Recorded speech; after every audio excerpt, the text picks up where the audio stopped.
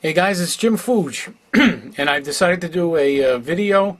You know, this has been in my mind for a while now, but I've always wanted to do a video saying who the best guitar player in the world is, you know. So invariably, I know I will get flack for this because so this is actually, I'm going to do my disclaimer first. I know for a fact, I'm trying to remember everybody in my head, but I know for a fact I'm going to forget somebody that I love as a guitar player, so believe me, it's not to offend anybody else. But this video is just a little interesting, flavor on how to think about this. So I'll try to remember everybody I can, but if I leave anybody out, it is purely by accident, and there's too many great guitar players in the world. What can I say? So let's talk about a few great guitar players anyway, and then let's say who we think is the best. Everybody's got their own favorite guitar player. I mean, I love so many guys, it's hard to say too. In no particular order. Okay, here we go. And you're going to find this video interesting, I think. And I think some people at least will click and Google this guy's name that I end up telling you at the end, if you don't already know him. I get you a little intrigued, right? So, the first thing is, okay, so again, in no particular order, I'll put George Harrison first because I love the Beatles.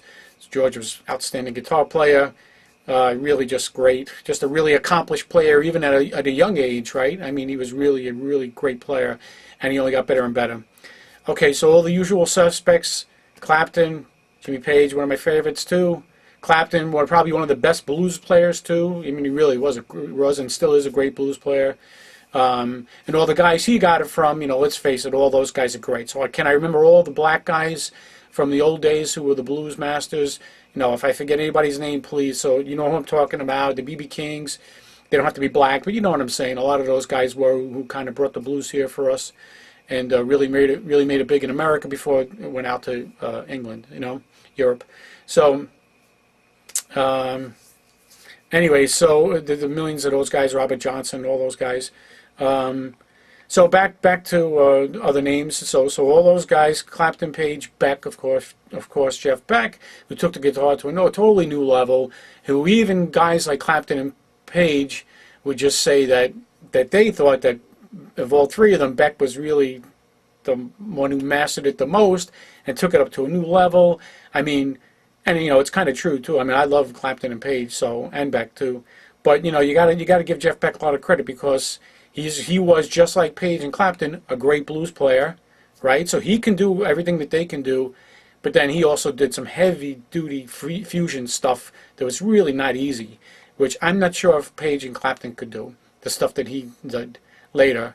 And even they admitted that too. So that's where you got to give Jeff Beck a lot of credit too, because he really started doing a lot of complicated stuff in addition to his great foundation of blues like Jimmy and Clapton. So anyway, this video is going to take too long if I keep going into detail about each guy, how much I love them. So, of course, let's see who else is on this list, right? So, the guys from the Stones, Keith Richards, too, is a great player in his own right. Can he play as good as hard as Paul Gilbert? No, you know what I mean? But I'm getting to my next point, which was what does great and the best guitar player mean? That's really the question we need to answer first. So, although Paul Gilbert can run circles around Keith Richards in complicated patterns and riffs and stuff like that, who's better? Better means what? So I think the purpose of this video is to give you a little idea of, when you listen to guitar players, best. What does best mean? Let's think of it like this: is Jimmy Page really better than Eric Clapton? Is Eric Clapton really better than Jimmy Page? Better means what? They're both great. They hit that level of being great. It's just that each guy brings something different to the table, and you can really appreciate what they do, right? And Clapton would say, "Oh yeah, Jimmy Page is a great guitar player," and Page would say, "Yeah, Eric is a great guitar player," whatever. So each guy would say, brings something else to the table. So better means what too, right? When you start really thinking about the word better, what does that mean? So I never really got into that when people said that. So Paul Gilbert is technically better than Keith Richards. I don't know if that's necessarily true. Keith Richards brings a lot of things to the table too that he could never do what Paul Gilbert does, but I'm not sure if Paul Gilbert could do everything that Keith Richards can do well in some really crazy ways, the rhythms and the things he did, Keith Richards, as well as his own blues playing style too. So just to give you a flavor where I'm going with this, Paul Gilbert is a genius too. Probably has one of the biggest catalogs of riffs, actually, that I think I know of from any guitar player. He's really got just endless numbers of number of riffs. He's really out of bounds a little bit, and he plays with a lot of feel too. Okay, Yngwie Malmsteen. Let's see. I'm going to leave out a million people. Dave Gilmour, absolutely. Richie Blackmore. Gilmour's great. Gilmour's a lot more complicated guitar player than people realize. He's kind of like the Beatles, Pink Floyd, those guys. They're like the Beatles in that respect. Richie Blackmore is one of the original shredders, I would say. You know, so that's something that people don't remember. Okay, Eddie Van Halen, blah, blah, blah. The reason why I shrug my eyes is, I mean, I'm an Eddie fan too. I love Eddie. He's a little one-dimensional, though, sometimes, because he can kind of doing the same thing over and over. And even he admitted that, so you can't get mad at me. Even he admitted that later in interviews. I'm kind of still doing everything I did on the first album on every album, but in a different way. So, you know, that to me is a little one-dimensional, but whatever. Still a great guitar player. Very innovative, Eddie. Like I said, I think he actually stole a lot of stuff from Richie Blackmore too. So Richie Blackmore is a really hard player too, as a lot of people know. I mean, you know, he's classically got that classical background, and he can play blues too, you know. So he's a really hard guy, especially even in the early days. He was playing some pretty hard stuff that's still difficult to play today. One of the original shredders, I always said. Who am I going to leave out? You know, I don't know. The guys from Judas Priest were great too. Glenn Tipton was a great player. K.K. Dowling. Let's see, who else? You know, even Pete Townshend was a great player from The Who, actually, in his own way. Just trying to think of the guy from Jethro Tull was a great player. I can't, his name escapes me at the moment. So here's my blanket statement. You know all those groups that we all love. You know, all those guys are great. I'm going to leave somebody out. I mean, I'm going to remember after this video is over. Brian May. So it's all coming to me. Also an original guitar player. So who was the best? Okay. So finally getting to this. So before we can answer that question, we need to determine, what does the word best mean? Does it mean the fastest guitar player? Certainly not. So this is where I want people who don't think like this to maybe change their way of thinking. Don't think of speed as being making you the best player, or even accuracy. It doesn't necessarily mean you're the best player in the world. You know, most outlandish, not necessarily. That doesn't mean you're the best. What does best mean? Okay. Best means that, oh, Al Di Meola, see, they'll come to me. Al Di Meola is an awesome guitar player. Steve Howe, of course. Steve Morse, see, it's coming to me. So if I leave anybody out, it's not on purpose. You know, a lot of the guys in the 80s, there was a few good players in there too. Jason Becker is a great player. The Shredders, Marty Friedman, all those guys are great. Fantastic guitar players. So what does best mean, right? Best to me means that combination of innovative, can play technically really hard stuff, got the feel, it's got his own style that you just instantly recognizable, and probably has the biggest background that can play kind of all styles, right? And to me speaks volumes. So the answer is there's really nobody, but I am going to tell you probably the two people that I think, and this is really hard for me to do, man, believe me, because I want to put George Harrison up there, and I want to put Jimmy Page, Clapton, and Beck, and Perry hands down, and then figure out the rest, you know, Dave Gilmour and who else. But so Steve Vai, okay, see, it's coming to me. So whatever. If again, my disclaimer: if I leave anybody out, don't get upset about it. So the one or two guys I think are the best. I'll give you the number two guy I probably think is the best, Steve Howe from Yes. I mean, he can play what everybody else can play. You know, whether it's fusion, jazz, nylon style, classical, rock and hard, technical. I mean, you know, he could just play anything, and he's very recognizable. And his the other thing that makes people the best is their musicality. He has so much musicality all the time when he plays. It's incredible. So Steve Howe's got to be really up there. It doesn't mean everybody else drops off real far, but I'm just saying, if I really had to pick, I just wanted to let people know. I just think Steve Howe encompasses so much breadth of playing. It's just ridiculous, just ridiculous. He can rock like anybody else, but I don't think that the hard rockers could do some of the fusion kind of stuff that he does, right? Or get on an acoustic guitar and play the really complicated stuff that he does, like the clap or Move for a Day or other stuff that he does, Fragile, you know. So he's really one of those guys that's just one of the best, man. He's just ridiculous. So who was the best? Probably Hendrix, even though his roots were really in blues, he was really just phenomenal guitar player, not overrated at all, probably underrated. And just brilliant. I mean, and his choice of notes too, and his feel, and obviously you always know it's him when he's playing. So Jimi Hendrix is up there too, no doubt about it, which is why he keeps winning those awards, right? So who do I think is the best? Here we go. Drum roll. Django Reinhardt. So if you don't know who Django Reinhardt is, look him up. So Django Reinhardt, don't quote me, but I think this is correct spelling. D like in dog, Jango, Django Reinhardt. I think it's RHEINHARDT,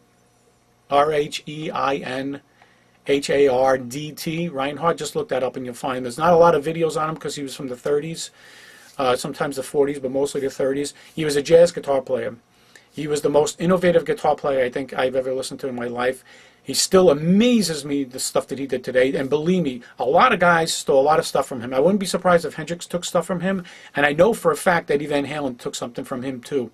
And I'll prove it to you. Hear About It Later. That lead break to Hear About It Later by Van Halen. Eddie Van Halen stole something from Django Reinhardt in that lead break. I swear to God. What he does is, if the lead break's kind of an E, probably E flat because it's tuned down. He does something where he hits like an E flat, which is really out of key, and he also plays it out of time.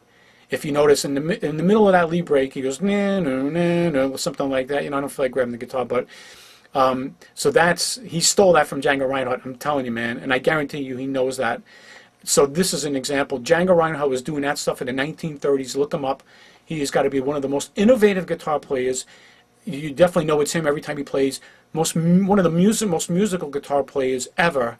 I mean, when you listen to what he does, and I shouldn't tell you this, but even if he didn't have this disability, I would still think he was probably one of the best. And he was the Jimi Hendrix of his day. That's another good way that I look at Django. The stuff that he was doing in the 1930s, people are like, who's this guy? They thought he was from another planet. He was doing stuff that nobody was doing. He was so out there, but musical, unbelievable. Look him up, Django Reinhardt. Just like the reaction that people had when Hendrix first came out, they said, who is this guy, man? They thought he was like almost from another planet. They never heard anything like it. So, but Django was doing that in the 1930s. Last but not least, he really only had 2 fingers that he could use. How about that?